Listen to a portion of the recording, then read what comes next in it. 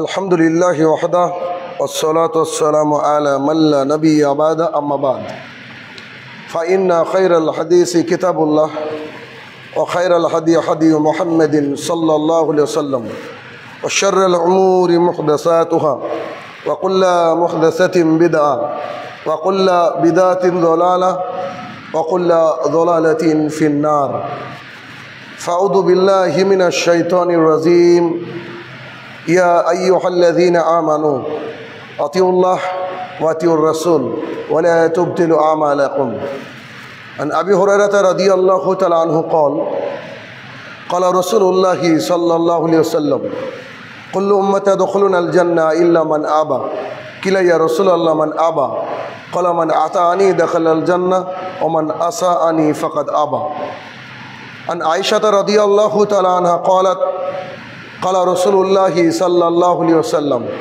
من عمل عملا ليس عليه أمرنا فهو رد। সম্মানিত উপস্থিতি, সর্বপ্রথম আল্লাহ সুবহানাহু ওয়া তাআলার বারগাহে শুকরিয়া জ্ঞাপন করব, যিনি বিচার দিবসের একচ্ছত্র অধিপতি, যিনি হায়াত এবং মাউতের মালিক। সে রব্বুল ইজ্জাতের বারগাহে শুকরিয়া জ্ঞাপনার্থে আমরা বলি আলহামদুলিল্লাহ। অতঃপর সমগ্র মানব জাতির শিক্ষক, সমগ্র মানব জাতির পথপ্রদর্শক মুহাম্মদুর রাসূলুল্লাহ সাল্লাল্লাহু আলাইহি সাল্লামের ওপর শতকোটি সালাত ও সালাম বর্ষিত হোক। আমরা বলি আল্লাহুম্মা আমিন। আজকে সংক্ষিপ্ত জুমার খুতবার বিষয় যে আমলে জান্নাত। উক্ত বিষয়ে তথ্য এবং তত্ত্ববহল কোরআন এবং সুন্নাহ থেকে কিছু কথা পেশ করার চেষ্টা করব ইনশাআল্লাহুল আজিজ। ইতিপূর্বে বেশ কিছু পর্ব আমরা দেখে এসেছি যে যা করলে আল্লাহ সুবহানাহু ওয়া তাআলা আমাদেরকে জান্নাত দিবেন। আজকে তার কিছু অংশ আমরা শুনব। শুধু শুনবই না, বরং আমাদের জীবনে বাস্তবায়ন করব, অ্যাপ্লাই করব। কেননা কোরআন এবং সুন্নাহ শোনাটা অনেক বড় একটা ব্যাপার।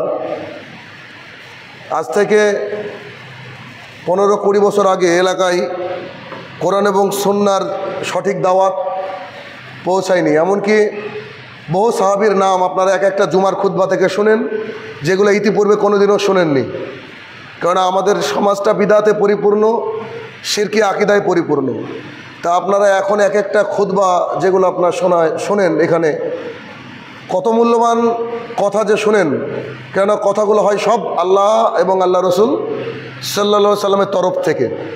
তো এই কথা এতদিন আপনারা পাননি, এখন আপনারা পাচ্ছেন। অতএব আমাদের বৈশিষ্ট্য হওয়া উচিত যে কথাগুলো শুনে তদনুযায়ী আমল করা এবং সেগুলোকে মেনে নেওয়া। কেননা যতদিন আমরা পাইনি, যতদিন আমরা কোরআন এবং সুন্নাহর যে সঠিক আলো, হেদায়েতের নূর যতদিন আমাদের কপালে জুটেনি, ওই অবস্থায় যারা মারা গিয়েছেন তাদের সাথে কিছু কথা বলার সুযোগ আছে আল্লাহ তাআলার সাথে তাদের। কিন্তু এখন আপনাদের আমাদের কোনো সুযোগ থাকবে না। কেন? আমরা কোরআন এবং সুন্নাহর যে হক পথ তা কিন্তু পেয়ে গেছি। অতএব জুমাতে আসবেন, খুতবা শুনবেন, ব্যাস এতদূরই। এরকম হলে কিন্তু হয়তো কিয়ামতের মাঠ, কবর এটা খুব কঠিন আমাদের এক জায়গায় পরিণত হবে। আমাদেরকে শোনার সাথে সাথে হাদিস এবং কোরআনের যা শুনবো, যতটুকু শুনবো, অতটুকু অংশকে আমাদেরকে মানার চেষ্টা করতে হবে। আর আল্লাহ সুবহানাহু ওয়া তাআলা একেবারে ক্লিয়ার কাট বলে দিয়েছেন, আমরা স্পষ্ট জানি। সূরা বাকারা শেষের দিকে আল্লাহ তাআলা বলেছেন যে আমি কাউকে তোমাদের মাত্রা অতিরিক্ত বোঝা চাপাইনি, অর্থাৎ আমি পারবো না এমন লোড আল্লাহ সুবহানাহু ওয়া তাআলা আমাকে পাঠাননি বা দেননি। তাই কি করতে হবে? যে বিষয়গুলো আমাদের জন্য সহজতর হবে, আর ইসলামের প্রায় প্রত্যেকটা বিষয়ই সহজ আলহামদুলিল্লাহ যদি আমরা মানার চেষ্টা করি, তো সেগুলো অ্যাপ্লাই করতে হবে এবং সেগুলা মানতে হবে। তার প্রথম অংশ আজকে হচ্ছে যে রাগ না করলে তার বিনিময়ে জান্নাত। কোনো একটা ক্ষতি হয়ে গেল, কোনো একটা সমস্যা সৃষ্টি হলো, আপনার খুব রাগ হচ্ছে, ঠিক এমতো অবস্থায় যদি কোনো মানুষ রাগকে রাগ না করে, মানে এটার উপরে দুটো অংশ বলবো আমি। একটা হচ্ছে রাগ না করলে জান্নাত, আর একটা হচ্ছে রাগ দমনের বিনিময়ে জান্নাত। তো প্রথম অংশ হচ্ছে যদি আমরা রাগ না করি তাহলে তার বিনিময়ে আল্লাহ তাআলা জান্নাত দিবেন। এটা খুব কঠিন কাজ যদিও, রাগকে নিয়ন্ত্রণ করা। তারপরেও যদি আমরা রাগ না করি, রাসূলুল্লাহ সাল্লাল্লাহু আলাইহি ওয়াসাল্লাম জান্নাতের ঘোষণা দিয়েছেন। হাদিস এরকম, আবু দারদা রাদিয়াল্লাহু তাআলা আনহু বলেন যে রাসূলুল্লাহ সাল্লাল্লাহু আলাইহি ওয়াসাল্লাম বলেছেন যে তুমি রাগ করো না, তাহলে তোমার জন্য জান্নাত। একেবারে স্পষ্ট, মাত্র 2 লাইনের কথা। যে আবু দারদা রাদিয়াল্লাহু তাআলা আনহু বলেন রাসূলুল্লাহ সাল্লাল্লাহু আলাইহি ওয়াসাল্লাম বলেছেন যে তুমি রাগ করো না, তার বিনিময়ে তুমি পাবে জান্নাত। যদি কোনো ব্যক্তি রাগ না করে তাহলে তার বিনিময়ে জান্নাত পাবে। এটা 1 নম্বর পয়েন্ট। 2 নম্বর পয়েন্ট হচ্ছে রাগ দমনের বিনিময়ে জান্নাত। রাগ দমন, আপনার প্রচুর রাগ হয়েছে, সেটাকে আপনি কন্ট্রোল করলেন, এই কন্ট্রোলের বিনিময়ে কিন্তু জান্নাত। আর রাগ করার সময় শয়তান আমাদের সাথে থাকে, যার ফলে আমরা সবসময় রাগ করে বসি। কোনো ক্ষতি হয়ে গেলেও যদি মানুষ রাগকে নিয়ন্ত্রণ করতে পারে এই হাদিসকে খেয়াল করে, তাহলে কিন্তু সে জান্নাত পেয়ে যাবে। কেমন? সাহল ইবনু মুআজ ইবনু আনাস আল জুহানি রাদিয়াল্লাহু তাআলা আনহু তার বাবার সূত্রে বর্ণনা করেন, যে রাসূলুল্লাহ সাল্লাল্লাহু আলাইহি ওয়াসাল্লাম বলেছেন যে লোক তার ক্রোধকে, রাগকে বাস্তবায়ন করার ক্ষমতা রাখে। খুব কঠিন কথা, এই হাদিসটা মারাত্মক একটা হাদিস।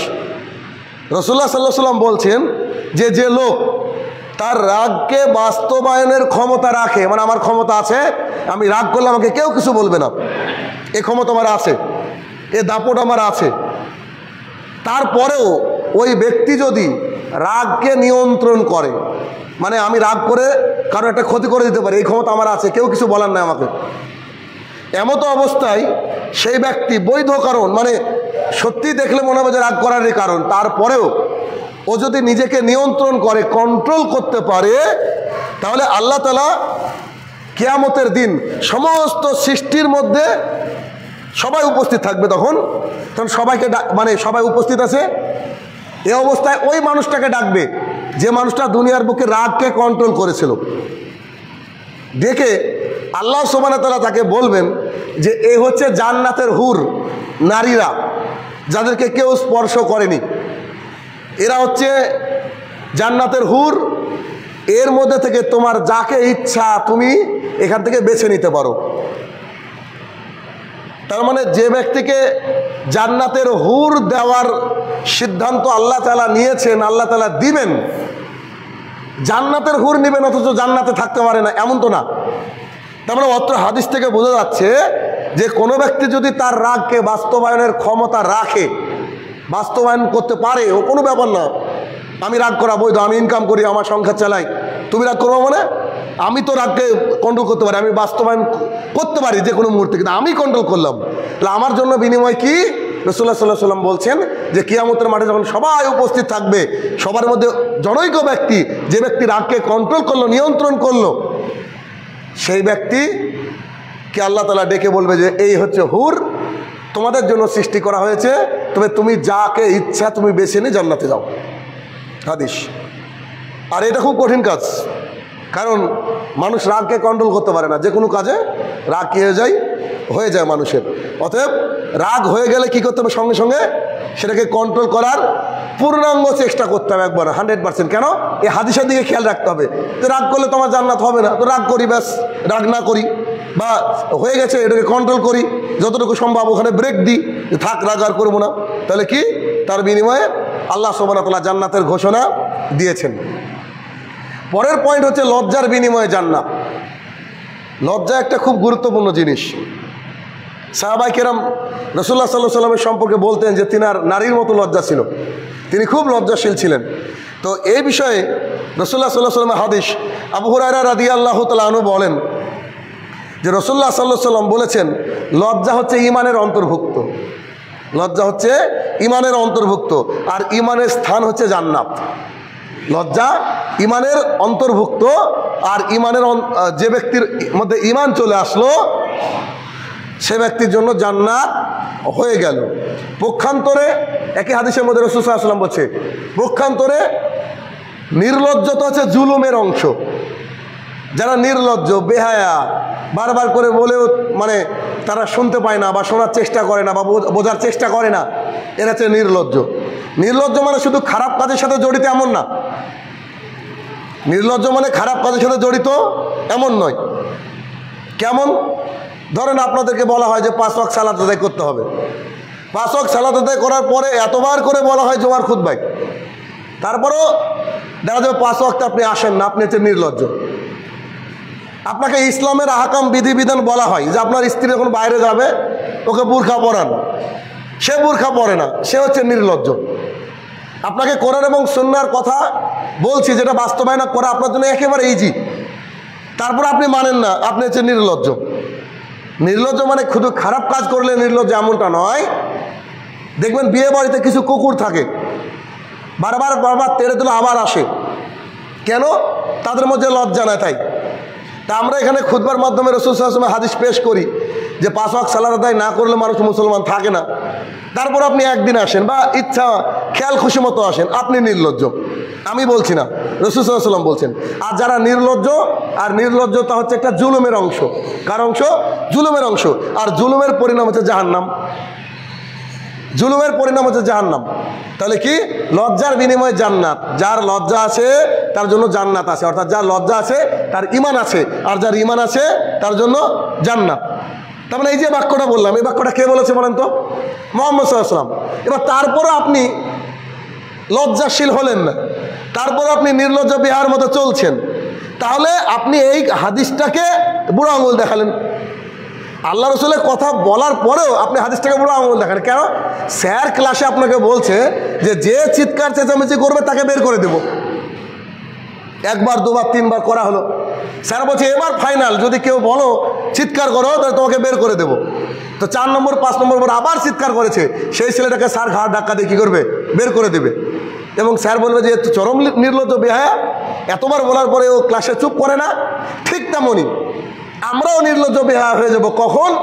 যদি আল্লাহ এবং আল্লাহ রসুলের বাণীগুলা শোনার পরেও বারবার বারবার রিপিটেশন করার পরেও ওই কোরআনের আয়াত এবং সুন্নাহ অনুযায়ী আমরা যদি আমল না করি, তা আমরাও নির্লজ্জ বেহায়া হয়ে যাব, আমাদের জন্য জাহান্নাম হয়ে যাবে।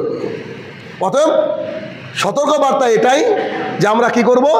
যে আল্লাহ এবং আল্লাহ রসুলের কথা শোনার সাথে সাথে সেটাকে মানার চেষ্টা করব। অতএব লজ্জাশীল হলে তার জন্য রয়েছে জান্নাত, আর লজ্জাশীলা হলে তার জন্য জান্নাত, নারী পুরুষ উভয়ের ক্ষেত্রে। আচ্ছা, এরপরে রয়েছে উত্তম চরিত্রের বিনিময়ে জান্নাত। যে ব্যক্তির চরিত্র উত্তম, ভালো চরিত্র, ভালো ক্যারেক্টার, সেই ব্যক্তিকে আল্লাহ তাআলা জান্নাতের ঘোষণা দিয়েছেন। আবু হুরায়রা রাদিয়াল্লাহু তাআলা আনহু বলেন, রাসূলুল্লাহ সাল্লাল্লাহু আলাইহি সাল্লামকে প্রশ্ন করা হলো যে হে আর আল্লাহ রসুল সাল্লাল্লাহু আলাইহি সাল্লাম, কোন কাজটা, কোন কর্মটা মানুষকে সবচেয়ে বেশি জান্নাতে নিয়ে যাবে? সাহাবায়ে কেরাম বারবার এটা জিজ্ঞাসা করতেন। কেন? সাহাবায়ে কেরামের আসল টার্গেট ছিল জান্নাত। তিনারা খুব উঁচু মানের শিক্ষিত মানুষ ছিলেন। স্কুল কলেজে গেলে যে শিক্ষিত হয় এমনটা নয়, যারা জীবনটাকে বুঝে তারা হচ্ছে সবচেয়ে শিক্ষিত মানুষ। তো তিনারা বুঝে নিয়েছিলেন যে এই পৃথিবীর জীবন 50-60 বছরের, তারপরের জীবনটা অনেক লম্বা, অনেক মানে অনেক, যে জীবনের শেষ নেই। তো ওই জীবনে কি করে ভালো থাকা যায় তার জন্য চেষ্টা করতেন। এই জন্য আল্লাহ রসুলকে এসে বারবার জিজ্ঞাসা করতেন, আচ্ছা বলেন তো সবচেয়ে উত্তম আমল কোনটা, কোন কাজের বিনিময়ে আমি এটা করলে জান্নাত পাবো? তো রাসূলুল্লাহ সাল্লাল্লাহু আলাইহি ওয়াসাল্লাম বলছেন যে যেসব কাজের মাধ্যমে জান্নাত পাওয়া যায়, উত্তম আমল, তার মধ্যে এক আল্লাহ ভীতি, আল্লাহকে ভয় করা। এই কথাটা বারবার বলতে আমারও লজ্জা লাগে। হয়তো কারোর এমন মনে হবে হয়তো আমি তাকেই ইচ্ছা মানে ইন্ডিকেট করে বলছি। আমি সবাইকে বলি, আমি আমার নিজেকেও বলি যে কি, যে কোনো ব্যক্তির মধ্যে যদি আল্লাহ ভীরুতা থাকে, আল্লাহর কসম করে বলছি, ও ফজরের নামাজ কাজা হওয়া উচিত না। হওয়ার ফজরের নামাজ না আসা উচিত না। মাসে 1-2 দিন হয়তো কারোর হয়ে গেল সেটা কথা ভিন্ন, যে না মানুষের অসুবিধা হতে পারে, কিন্তু সঙ্গে সঙ্গে বাড়িতে উঠে সে সালাত আদায় করে নিল। ঘুমের মধ্যে 1-2 দিন থাকতে পারে, একটা মানুষ ক্লান্ত হতে পারে, তার বাস্তবিক জীবনে চলার জন্য হতে পারে, তবে তাও না হওয়া উচিত বলে আমি মনে করি। তাহলে যে ব্যক্তি আল্লাহকে ভয় করে ওই ব্যক্তি কি করে ফজরে ঘুমিয়ে থাকে, এটা আমার হিসাবে ধরে না। যে ব্যক্তির কাছে আমানত রাখা হয়েছে ও ব্যক্তি আমানতের খেয়ানত করছে, এটা কি করে যে তারা করে আল্লাহ জানে।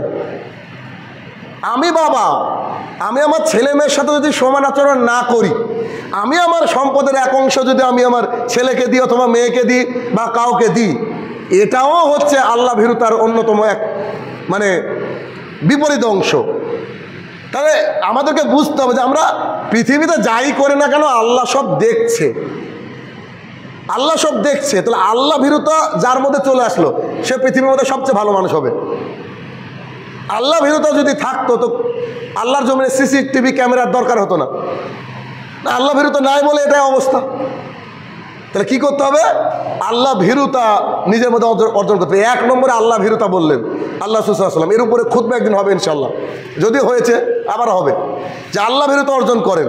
মানে আল্লাহর আহকামগুলোকে অন্তত মানেন, মানে জান্নাতে যেতে হবে এই জন্য তো মানেন। আপনার চোখের সামনে মানুষ মারা যায়, আল্লাহর কাছে চলে যায়, বোঝেন না তাদের হালাত, একটু তো বোঝার দরকার। 2 নম্বরে বললেন সদাচার, উত্তম আচরণ। আপনি এখানে গীবতের আলোচনা শুনছেন, দেখা বাইরে গিয়ে লাগিয়ে দিলেন গীবত, 10 মিনিট 20 মিনিট 30 মিনিট আধা ঘন্টা কথা বললে দেখবেন গীবত। মানুষের সাথে মানুষ বসলেই গীবত হয় এখন। আপনি আমাকে দেখে মনে হবে যে এই লোকটা খুবই খারাপ লোক, কেন? খালি ঘরের মধ্যে থাকে আর বাইরে গেলে যতটুকু বাজার করে এতটুকু সময়, কোথাও বসে না। আপনি বসে দেখেন, একদিন নিজে যাচাই করবেন, যে কোনো দোকান আপনি 10 মিনিট বসে দেখেন, গীবত না করে উঠে আসতে পারলে আমার নাম চেঞ্জ করে রাখবো আমি। হবে গীবত, আপনি মুখ না খুললেও গীবত হবে। কেমন? আরে ওই লোকটা এরকম, ঠিকই বলেছে গো, আরে ঠিকই বলেছে গো, এত দূরও লাগবে না, খালি বলেছে যে জানেন এই লোকটা এরকম, ব্যাস। মুখ না খুললেও নিজের মৃত ভাইয়ের মাংস খাওয়া হয়। আল্লাহ রসুল তো এমনি বলেননি। আল্লাহ রসুল যদি পাড়া মানুষের সাথে বা এমনি বন্ধু বান্ধবের সাথে মেলামেশা সুন্দর করে কথা বলার কথা বলতেন তাহলে তো ভালোই হতো। আল্লাহ রসুল বলেছে বাঁচতে হলে ঘরে থাকো, নিজের পাপের জন্য কাঁদো। আল্লাহ রসুল কেন বললেন বুঝতে তো হবে। আর আমরা এমন একটা জামানায় আসি, বলেন যে 2জন মেয়ে বসেছে, গীবত হয়নি? আমি খুতবা থেকে নেমে যাবো, 2জন মেয়ে এক জায়গায় বসেছে, গীবত হয়নি? আপনি বলেন, এরা তো গীবতের ফ্যাক্টরি। তাহলে সদাচার কারোর মধ্যে নাই। সদাচার জিনিসটা খুব কঠিন জিনিস, মানে ভালো আচরণ, ভালো আচরণ খুব কঠিন জিনিস। 3 নম্বরে বললেন উত্তম চরিত্র। উত্তম চরিত্র কাকে বলে? আপনি আমাকে গালি দিলেন, আমি জানি, ওই গালির জবাব আমি দিতে পারি, আমি চুপ করে থাকলাম, উত্তম চরিত্র। আপনার চলার পথটা আমার মাধ্যমে যদি কোনো কষ্ট হয়, এটা আমার উত্তম চরিত্র নয়। একটা ভুল হয়ে গেছে, তারপরেও হয়েছে আলহামদুলিল্লাহ, হতে পারে, এটা তাকদিরে ছিল, এটা হচ্ছে উত্তম চরিত্র। আপনাকে বুঝতে হবে যে আপনার মাধ্যমে যেন কষ্ট কেউ না পায়। তবে এখানে একটা কথাটা কি?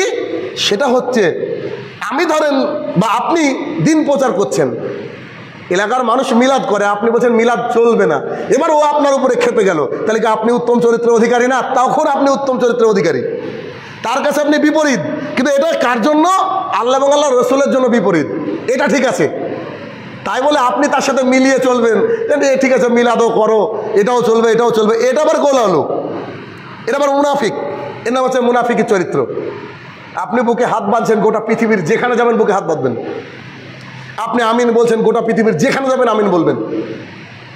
আপনি আঙুল লড়াচ্ছেন, গোটা পৃথিবীর যেখানে যাবেন আঙুল লড়াবেন। ও তাদের দলের পরে আপনি হাতটা একটু নিচে নামিয়ে দিলেন আর আঙুলটা আপনি নড়ালেন না, এটা উত্তম চরিত্র নয়। তাহলে জনৈক সাহাবী প্রশ্ন করলেন যে সবচেয়ে বেশি কিসের মাধ্যমে জান্নাত পাওয়া যায়? 1 নম্বরে রাসূল সাল্লাল্লাহু আলাইহি ওয়াসাল্লাম বলে আল্লাহ ভীতি, যে আল্লাহকে ভয় করে।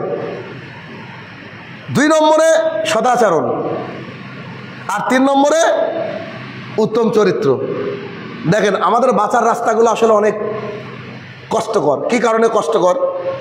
ধরেন আমাদের ইসলাম মসজিদে জোরতলা থেকে কেউ ফজরে সালাত আদায় করতে আসে, 10 জন লোক আছে জোরতলায়, কথার কথা ফজরে সালাত আদায় করতে আসে ইসলাম মসজিদে। এখন যদি 2 জন লোক না আসে, আপনি আমাকে বলেন তো কিয়ামতের মাঠে কি জবাব দেবেন? কেননা ওর রাস্তা ছিল যে 2 কিলোমিটার বা 3 কিলোমিটার পাড়ি দিয়ে যাব, আল্লাহ এটা আমার জন্য কষ্টকর, কিন্তু আর 8 জন যে সাক্ষী দিবে আল্লাহকে, বলেন। আমাদের মুয়াজ্জিন যিনি আজান দেন ওই পাড়া থেকে আসেন, উনি এসে ফজরের সালাত আদায় করেন। ওইখানে যারা আছে বা ওইদিকে যারা আছে তারা যদি এসে ফজরের সালাত না ধরে, তারা আল্লাহর কাছে কি জবাব দেবে? এটা আমার হিসাব, এটা হাদিস না, আমি বলছি। আমি করতে পারলে আপনি কেন করতে পারবেন না? বা আরেকজন করতে পারলে আপনি কেন করতে পারবেন না? আপনার কি ওজোর আছে বলেন? আপনি ল্যাংড়া, আপনি অন্ধ, আপনি চলতে পারেন না, আপনার জন্য বিএসএফ গার্ড হয়ে থাকে, কি কারণে? তাহলে এই হচ্ছে আল্লাহ ভীতি, এটাকে অর্জন করতে হবে। সদাচরণ, তিন হচ্ছে উত্তম চরিত্র। যাদের উত্তম চরিত্র, উত্তম চরিত্রের বিনিময়ে জান্নাত। অর্থাৎ উত্তম চরিত্র কোনো ইবাদতই না। দেখেন, নামাজ পড়তে গেলেও তো কিছুটা কায়িক পরিশ্রম হয়, হজ করতে গেলেও তো আর্থিক একটা সচ্ছলতার ব্যাপার থাকে, রোজা করতে গেলেও তো একটু শারীরিক কষ্ট হয়, কিন্তু উত্তম চরিত্র করতে কিছুই হয় না, কিছুই লাগে না। আপনি দেখেন, তাহলে কি করতে হবে? যে উত্তম চরিত্র আমাদেরকে তৈরি করতে হবে। আর এই উত্তম চরিত্রের বিনিময়ে আল্লাহ সুবহানাহু ওয়া তাআলা কি বলেছেন? যে জান্নাত দিয়ে দিবেন। এই বিষয়ে একটা হাদিস শুনেছেন যদিও পূর্বে। আবু হুরায়রা রাদিয়াল্লাহু তাআলা আনহু বলেন, রাসূলুল্লাহ সাল্লাল্লাহু আলাইহি সাল্লামকে এক ব্যক্তি সম্পর্কে জিজ্ঞাসা করা হলো, একটা মহিলা সম্পর্কে বলা হলো। বলল যে আল্লাহ রাসূল সাল্লাল্লাহু আলাইহি সাল্লাম, আমার একজন প্রতিবেশী মহিলা আছে, তিনি দিনে রোজা রাখেন আর রাতে তাহাজ্জুদ পড়েন। দিনে রোজা রাখেন মানে রোজা রাখার মতন ইবাদত আল্লাহর জমিনে আর নাই, আল্লাহকে খুশি করা। আর তাহাজ্জুদ কারা পড়ে? যারা আল্লাহ স্পেশাল বান্দা। তাহলে কত গুরুত্বপূর্ণ এই মহিলা, চিন্তা করেন। তবে এ হচ্ছে প্রতিবেশীকে কষ্ট দেয়। কি করে? প্রতিবেশীকে কষ্ট দেয়, রাস্তায় কিছু একটা বিছিয়ে রাখে বা নানানভাবে গালিগালাজ করে ইত্যাদি ইত্যাদি, কষ্ট দেয় প্রতিবেশীকে। এই মহিলা সম্পর্কে আপনার মতামত কি? তখন রাসূল সাল্লাল্লাহু আলাইহি ওয়াসাল্লাম বলছে, এই মহিলা জাহান্নামী, নিয়ে নিবার কোনো কথাই নাই। যদি প্রতিবেশীকে কেউ কষ্ট দেয় তাহলে সে কি? জাহান্নামী। এরপরে আরেকজন সাহাবী উঠে বলছেন, আল্লাহ রাসূল সাল্লাল্লাহু আলাইহি সাল্লাম একজন মহিলার ব্যাপারে তিনি বললেন যে একজন মহিলা আছে আমাদের এলাকায়, খালি ফরজ নামাজ পড়ে, আর দান করা কি বলবো, ওই পনিরের এক অংশ দান করে, ঘিয়ের একটু দান করে, একটু সামান্য দান করে, শুধু ফরজ করে, ফরজ ইবাদত করে, ফরজ সালাত আদায় করে, অথচ সারাদিন রোজা রাখে না, রাতে উঠে ঘুম নষ্ট করে তাহাজ্জুদ পড়ে না। যারা পড়ে না তাদের কিন্তু ঘুম নষ্টই, তাহাজ্জুদ পড়ে না, খালি মাত্র ফরজ সালাত আদায় করে। মানে জুমায় আসলো 4 রাকাত পড়ে চলে গেল, জোহর 4 রাকাত বাড়িতে পড়ে নিল, এরকম। মাগরিবে 3 রাকাত পড়লো, আর কিছু করে না। আর কি করে? সামান্য কিছু দান করে, কিন্তু তার ব্যবহার ভালো, তার ব্যবহারে তার প্রতিবেশী কষ্ট পায় না। তাহলে সেই ব্যক্তি সম্পর্কে কি বলেন? তখন রাসূল সাল্লাল্লাহু আলাইহি ওয়াসাল্লাম বলছেন, এই মহিলা জান্নাতি। এবার আপনি বুঝেন, আমাদের নিজের বোঝা উচিত যে আমার ব্যবহারে কারা কষ্ট পাই, আমি কার ব্যবহারে কষ্ট পাই, আমার প্রতিবেশী কার ব্যবহারে কষ্ট পাই, এটা আমাদেরকে জানার দরকার আছে। তাহলে কি? যে উত্তম চরিত্র, এই উত্তম চরিত্রের বিনিময়ে কি? জান্নাত। অতএব উত্তম চরিত্র কিন্তু খুবই গুরুত্বপূর্ণ জিনিস, আমাদেরকে নিজের মধ্যে জেনারেট করার চেষ্টা করতে হবে। এর পরের আমল হচ্ছে রাস্তা থেকে কষ্টদায়ক বস্তুকে সরিয়ে দেওয়া। রাস্তা থেকে কষ্টদায়ক বস্তুকে কি করা? সরিয়ে দেওয়া। মুআয ইবনে জাবাল রাদিয়াল্লাহু তাআলা আনহু বলেন যে তার সাথে, মানে মুআয ইবনে জাবাল রাদিয়াল্লাহু তাআলা আনহুর সাথে এক লোক হেঁটে যাচ্ছে রাস্তা দিয়ে। তো হেঁটে যেতে যেতে তিনি রাস্তার মধ্যে দেখলেন একটা পাথর পড়ে আছে। মুআয ইবনে জাবাল রাদিয়াল্লাহু তাআলা প্রখ্যাত সাহাবী। তো পাথরটাকে তুলে তিনি সাইডে রেখে দিলেন, রাস্তার পাশে একদম ধারে রেখে দিলেন। সে ব্যক্তি বললেন, যে আচ্ছা আপনি এটা করলেন কেন? হঠাৎ করে আপনি রাস্তা চলতে চলতে পাথরটাকে কেন সরালেন? তো তিনি বললেন যে আমি রাসূলুল্লাহ সাল্লাল্লাহু আলাইহি ওয়াসাল্লামকে বলতে শুনেছি যে যে ব্যক্তি রাস্তা থেকে একটা পাথর সরায়, কোনো কষ্টদায়ক বস্তু সরিয়ে দেয়, মানুষের রাস্তা চলাচলকে কি করে? সহজ করে। তো তার জন্য কি আছে? একটা নেকি আছে। আর একটা নেকি, যে নেকি, ওই নেকির মাধ্যমে সেই ব্যক্তি জান্নাতে থাকবে। ওই নেকির মাধ্যমে কি হবে? সে ব্যক্তি জান্নাতে থাকবে। আচ্ছা দেখেন, হাদিসের উপর আমল আমাদেরকে করতে হবে, না আগে বলেছি, আমরা বাস্তবায়ন করি না। এই হাদিস আজকে পেশ করছি, আজ থেকে 5-7 বছর আগে থেকে হাদিসটা আমি জানি। এখনও রাস্তায় চলতে গেলে মোটরসাইকেল থামে, বহু কিছু আমি সরাই রাস্তা থেকে, যদি খারাপ কিছু থাকে। আপনাদেরকে সুযোগ দিই আমি, কিন্তু আপনারা বুঝেন না। আপনারা দুনিয়াতে তো টাকা পয়সা সব নিয়ে যাবেন কবরে। অনেকে বলছে আমি যে তারা টাকা পয়সা নিয়ে যাবে কবরে, ওরা তো টাকা ইনকাম করে কষ্ট করে। যে রাস্তায় পোল পড়েছে আমার বাড়ির সামনে, ওই পোলটা আমি যদি কিয়ামত পর্যন্ত আল্লাহ আমাকে বাঁচিয়ে রাখে, এই পোলটা বলেন আমার কি কাজে লাগবে? আমার বাড়ি দিয়ে গাড়ি ঢোকার রাস্তা নাই, এই গাড়ি ঢোকার নাই। আমার যে আগের বাড়ি, সেই বাড়িতে ঢোকার জন্য ওই পোলের কোনো অসুবিধা নাই। আমি যদি 4 চাকা কিনি তাও ঢুকবে। পোল তোলার সুযোগ আপনাদেরকে দিলাম যে আপনারা যদি সামথিং করে দান করেন, 10 টাকা করে দেন, 10 টাকা করে, এই 10 টাকার বিনিময়ে আপনি জান্নাত পাবেন। কিন্তু আমি হাদিস পেশ করলে মনে হবে যে আপনাদেরকে আমি ব্ল্যাকমেল করছি, আপনাদেরকে ব্ল্যাকমেল করছি। কেন আমি নিজের পকেট থেকে সম্পূর্ণ টাকাটা দেওয়ার জন্য আগ্রহী ছিলাম তখন আপনাদেরকে বোঝানোর জন্য যে রাস্তা থেকে যদি আপনি একটা ডালও সরিয়ে দেন, এমনি একটা ডাল আপনি খালি নেকির উদ্দেশ্য করেন, আল্লাহ আমি জান্নাত নিব, ডাল তো পড়েই থাকে তাই না, রাস্তা দিয়ে হাঁটতে হাঁটতে একটু ডালটা সরান, জান্নাত, ডালের বিনিময়। পোল তো দূরের কথা, একটা মরা একটা মুরগি পড়ে আছে রাস্তায়, দেখছেন গন্ধ বেরাচ্ছে, খালি পা দিয়ে লাথি দিয়ে দেন, লাথি দিয়ে ওদেরকে সরালেই জান্নাত। কি করে বুঝাবো বলেন আপনাকে? বাস্তব লাইফে যদি আপনি অ্যাপ্লাই না করেন ইসলামটা, তাহলে তো কিছু বলার নাই। উল্টো আমরা আবার করি কি, রাস্তার মাঝে দেখা যাবে এমন কিছু বস্তু রাখছি মানুষের চলাচলের অসুবিধা হচ্ছে, নিয়েন জান্নাত ওখানে গিয়ে। কথা বললে তো কারণ না কারোর ঘাড়ে পড়ে যাবে আমার কথা, মনে হবে যে আমি আপনাকেই বলছি। কিন্তু আপনার দ্বারা, যেমন আমাদের বাড়িঘর তৈরি করতে গিয়ে যাদের ইট বালি সিমেন্ট ইত্যাদি পালা দিতে হয়, সিমেন্ট তো নয়, খাস করে বালি আর পাথর পালা দিতে হয়, বালি আর পাথর পালা দিলেও কিয়ামতের মাঠে জবাবদিহি করতে হবে। যদি রাস্তাকে আপনি ক্লোজ করি, না থাকলে আপনি অন্য ব্যবস্থা নেন, জমি ভাড়া নেন দরকার হয়, তা আপনি রাস্তার উপরে রাখবেন না। খেয়াল করেন তো, যেদিন থেকে আমাকে চিনেন আমার কিছু রাস্তায় পালা দিয়েছিল কিনা একবার খেয়াল করেন তো। বললাম তো হাদিস বহুদিন থেকে জানি, হাদিসের উপর আমল করার চেষ্টা করি, তবে আমি মানুষ, আপনাদেরকে বাস্তব জীবনে বাস্তবতা দেখানোর চেষ্টা করি। এখন আমি ছাগল একটা পুষছি, ছাগল রাস্তার মধ্যে বেঁধে দিয়েছি, মানুষ যাচ্ছে তার অসুবিধা হচ্ছে। যদি জান্নাত পেতে চান তাহলে রাস্তা থেকে কিছু সরাতে হবে, আর যদি জান্নাত দরকার না থাকে বাঁধেন, যদি না থাকে পালা দেন আপনার জিনিস, না থাকে 4 চাকাটা এনে আপনার 4 চাকা আছে দাঁড় করে দেন রাস্তার মধ্যে, অসুবিধা কি? হোক মানুষের অসুবিধা, কারণ আপনার আপনার জমির উপর দিয়ে রাস্তা যাচ্ছে, আপনার বাপের জমি, আপনার জমি, অসুবিধা কি? রাখেন আপনি। কিন্তু এটা হাদিস এইটা যে রাসূলুল্লাহ সাল্লাল্লাহু আলাইহি ওয়াসাল্লাম বলছেন যে ব্যক্তি রাস্তা থেকে একটা সামান্য কিছু সরিয়ে দেয় তার বিনিময়ে কি রয়েছে?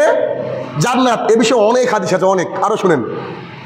আয়েশা রাদিয়াল্লাহু তাআলা আনহা বলেন যে রাসূলুল্লাহ সাল্লাল্লাহু আলাইহি ওয়াসাল্লাম বলেছেন, যে ব্যক্তি মানুষের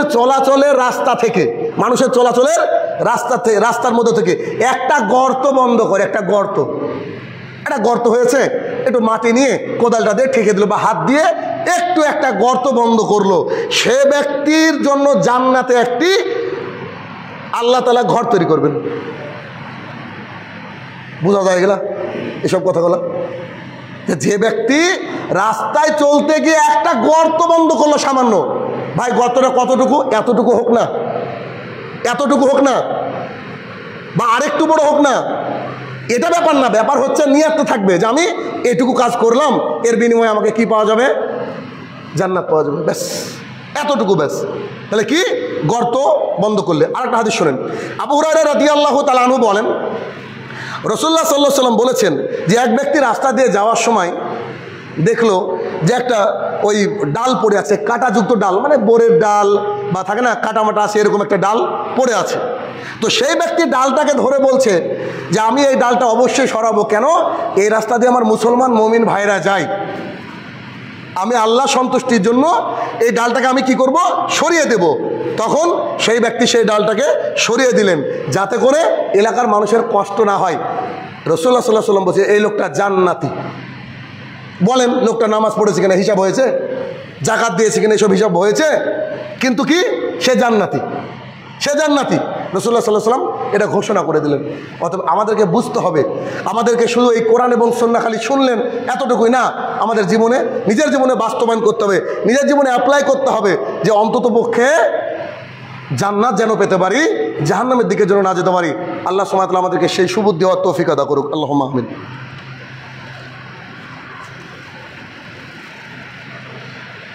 আলহামদুলিল্লাহি ওয়াহদা ওয়াসসালাতু ওয়াসসালামু আলা মান লা নাবিয়্যা বাদা, আম্মা বাদ। আলোচনা হচ্ছিল জান্নাতে যাওয়ার পথসমূহ নিয়ে। পরের পয়েন্ট হচ্ছে রোগী দেখতে যাওয়ার বিনিময়ে জান্নাত। যখন কোনো মানুষ অসুস্থ হবে এটা শুনবেন, তখন কি করবেন? তাকে দেখতে যাবেন। এটাও বহুদিন থেকে বলেছি, জানি না কজন আমল করেছেন। তবে আমল করা উচিত এই বিষয়ে। সেটা কি? সাওবান রাদিয়াল্লাহু তাআলা আনহু বলেন যে রাসূলুল্লাহ সাল্লাল্লাহু আলাইহি ওয়াসাল্লাম বলেছেন, সাওবান রাদিয়াল্লাহু তাআলা আনহু বলেন রাসূলুল্লাহ সাল্লাল্লাহু আলাইহি ওয়াসাল্লাম বলেছেন, যে ব্যক্তির রোগীর দেখাশোনা করে, অর্থাৎ রোগীর দেখাশোনাকারী ব্যক্তি যতক্ষণ রোগীর পাশে বসে থাকে, দেখতে গিয়ে যতক্ষণ রোগীর পাশে বসে থাকে সে ততক্ষণ জান্নাতের বাগানে থাকে। মানে কোনো ব্যক্তি যদি কোনো রোগগ্রস্ত ব্যক্তিকে দেখতে যায়, ও যতক্ষণ ওই সময়টা কাটাবে অতক্ষণ সে ব্যক্তি জান্নাতের বাগানে থাকে। এবার চিন্তা করেন, তার মানে রোগী দেখতে যাওয়ার বিনিময়ে কী রয়েছে? জান্নাত। এ বিষয়ে অনেক হাদিস রয়েছে, অনেক লম্বা লম্বা হাদিস রয়েছে, তবে অত বেশি হয়তো বলবো না। আর একটা হাদিস বলবো, খুব গুরুত্বপূর্ণ হাদিস। সুয়াইব রাদিয়াল্লাহু তাআলা আনহু বলেন যে, মানে তিনি তার পিতার সূত্রে বর্ণনা করছেন, সুয়াইব রাদিয়াল্লাহু তাআলা তার পিতার সূত্রে বর্ণনা করছেন। তিনি বলছেন যে আমি আলী রাদিয়াল্লাহু তাআলা আনহুর হাত ধরে, আমি আলী রাদিয়াল্লাহু তাআলা আনহুর হাত ধরে চললাম। কাকে? অসুস্থ হুসাইন রাদিয়াল্লাহু তাআলা আনহুকে দেখতে। আমি আলী রাদিয়াল্লাহু তাআলা আনহুর সাথে চললাম অসুস্থ হুসাইন রাদিয়াল্লাহু তাআলা আনহুকে দেখতে। তা আমরা গিয়ে যখন এখানে পৌঁছালাম, দেখলাম ওখানে মুসা রাদিয়াল্লাহু তাআলা আনহু উপস্থিত। আমরা যাওয়ার আগেই, আমরা গিয়েই, উনি হয়তো চলে গিয়েছিলেন আমরা যাওয়ার আগেই, তো আমরা গিয়ে দেখলাম যে মুসা রাদিয়াল্লাহু তাআলা আনহু ওখানে উপস্থিত। আলী রাদিয়াল্লাহু তাআলা আনহু বললেন যে, হে আবু মুসা, কি ব্যাপার, তুমি কি এখানে এমনি এসেছো না বেটাকে দেখতে এসেছো? অর্থাৎ তুমি কি এমনি এসেছো নাকি অসুস্থ ব্যক্তিকে দেখতে এসেছো? তখন তিনি বললেন, না না না, আমি এমনি আসিনি। সাহাবায়ে কেরাম দেখেন খালি নেকির উদ্দেশ্য করতো, বলছে না আমি দেখতে আসিনি, আমি এমনি আসিনি, আমি রোগী দেখতে এসেছি। কেননা উনি বলছেন, কেননা রাসূলুল্লাহ সাল্লাল্লাহু আলাইহি ওয়াসাল্লামকে আমি বলতে শুনেছি, কোনো মুসলিম আরও একজন মুসলমানকে যদি অসুস্থ অবস্থায় দেখতে যায়, তো যদি সকালবেলায় দেখতে যায় তাহলে সকাল থেকে মাগরিব পর্যন্ত ৭০,০০০ ফেরেশতা তার জন্য দোয়া করতে থাকে মাগফিরাতের, সকাল থেকে সন্ধ্যা পর্যন্ত। আর কোনো ব্যক্তি যদি সন্ধ্যাবেলায় কোনো ভাইকে দেখতে যায় তাহলে ফজর পর্যন্ত ৭০,০০০ ফেরেশতা তাকে জান্নাত দেন, জান্নাত দেন বলে আল্লাহ তাআলার কাছে কি করেন? দোয়া করেন। আল্লাহ সুবহানাহু ওয়া তাআলার কাছে দোয়া করতে থাকেন। আর দোয়া করেন কারা? ফেরেশতারা। এবার চিন্তা করেন যে ফেরেশতারা দোয়া করলে কি হবে? সেই সাথে সাথে সে ব্যক্তিকে জান্নাতে প্রবেশ করানো হয় এবং আল্লাহ সুবহানাহু ওয়া তাআলা তার জন্য একটা জান্নাতে ফলের বাগান দিয়ে দেন। ওটা তার, যে ব্যক্তি অসুস্থ ব্যক্তিকে দেখতে যায়। তাহলে কত বড় নিয়ামত দেখেন, চিন্তা করেন যে অসুস্থ ব্যক্তিকে দেখতে গেলে তার বিনিময়ে জান্নাত। সর্বশেষ আজকের আলোচনার শেষ হাদিস, সেটা হচ্ছে শরীয়তের যে হালাল এবং হারাম, এই বিষয়গুলোকে মেনে চললে জান্নাত। অর্থাৎ হালাল বিষয়কে হালাল জানা, হারাম বিষয়কে হারাম জানা, এটা মেনে জেনে যদি কোনো ব্যক্তি চলে তার বিনিময়ে কি রয়েছে? জান্নাত। দলিল, জাবের রাদিয়াল্লাহু তাআলা আনহু বলেন, এক ব্যক্তি রাসূলুল্লাহ সাল্লাল্লাহু আলাইহি ওয়াসাল্লামের কাছে আসলেন, এসে বললেন, ইয়া রাসূলুল্লাহ সাল্লাল্লাহু আলাইহি ওয়াসাল্লাম, বলছে আমি ফরজ সালাত আদায় করি। আমি কি করি? ফরজ সালাত আদায় করি। দেখেন, কোনো একটা সাহাবীর কথা পেয়েছেন যে ফরজ সালাত আদায় করেন এমন কোনো কিছু জিজ্ঞাসা করেছে? ওটা তো কম, একেবারে অক্সিজেনের মতো। ফরজটা আদায় করতে হবে। 2 রাকাত সুন্নাত যদি কেউ ফজরের আদায় করে, ফজরের সুন্নাত গোটা পৃথিবীতে যা আছে সব বিক্রি করলে যত টাকা, ওই 2 রাকাত সুন্নাত আদায় করলে তার চেয়ে বেশি টাকা। ওটাও আপনি আদায় করলেন না, ধরেন করলেন না, খালি এসে মসজিদে ফরজটা পড়ে চলে গেলেন, ব্যাস। তাও তো মুসলমান থাকলেন, তাও তো আল্লাহ দরবারে কথা বলার সুযোগ পাওয়া যাবে। তাহলে কি, যে আমি ফরজ সালাত আদায় করি, ফরজ সিয়াম পালন করি, অর্থাৎ শুধু রমজানের রোজা করি, আশুরা মুহররমের রোজা করি না আমি। তারপরে তিনি বললেন, শরীয়তের যেটা হালাল ওটাকে হালাল বুঝি, আর যেটাকে আল্লাহ হারাম করেছে ওটাকে হারাম মানি। ফরজ ইবাদত করি, অর্থাৎ ফরজ সালাত আদায় করি, ফরজ সিয়াম পালন করি, শরীয়তে যা হালাল তা মানি, শরীয়তে যা হারাম তার থেকে কি করি? দূরে থাকি। এগুলো আমি করি। তো আপনি এই বিষয়ে কি বলছেন, আপনার মতামত বলেন তো। তখন রাসূল সাল্লাল্লাহু আলাইহি ওয়াসাল্লাম বলছেন, আর এর চেয়ে অধিক কিছু করো না? তো না, আমি এর চেয়ে অধিক কিছু করি না। রাসূল সাল্লাল্লাহু আলাইহি ওয়াসাল্লাম বলছে, তারপরে উনি বলছে, তাহলে কি আমি জান্নাত পাবো? রাসূল সাল্লাল্লাহু আলাইহি ওয়াসাল্লাম বলছে, জি পাবা, জান্নাত পাওয়া যাবে। তাহলে কি, তাহলে আমরা ফরজ ইবাদতগুলো কি করি না, সাধারণত করি না। অতএব আমাদেরকে চেষ্টা করতে হবে আমরা যেন অন্তত পক্ষে ফরজ ইবাদতগুলো করে আল্লাহ সুবহানাহু ওয়া তাআলা জান্নাতকে নিয়ে নিতে পারি। আল্লাহ তাআলা আমাদেরকে সেই তৌফিক আদা করুক, আল্লাহুম্মা আমিন। আমাদের মাঝে যারা অসুস্থ রয়েছে আল্লাহ সুবহানাহু ওয়া তাআলা যেন শেফা দান করে, আল্লাহুম্মা আমিন। আমাদের মধ্যে যারা চলে গিয়েছে কবরের তলে শায়িত, জানি না কি হালে রয়েছে, তারা যদি ক্ষমার যোগ্য হয় আল্লাহ তাআলা তাদেরকে ক্ষমা দান করুক, আল্লাহুম্মা আমিন। আমরা যারা এখনও হারামের সাথে সম্পৃক্ততা রাখি, আমরা যেন হারাম থেকে দূরে থাকতে পারি, আল্লাহ আমাদেরকে সেই তৌফিক আদা করুক, আল্লাহুম্মা আমিন। আমরা এতক্ষণ যা শুনলাম, খাস করে রাস্তার ক্লিয়ারিটি সম্পর্কে, রাস্তা থেকে কষ্টদায়ক বস্তু সম্পর্কে, এ বিষয়ে যেন আমরা ওয়াকিবল থাকতে পারি এবং সেই সাথে সাথে আমরা আল্লাহ ভীরুতা অর্জন করতে পারি। আল্লাহ তুমি সেই তৌফিক আদা করো, আল্লাহুম্মা আমিন।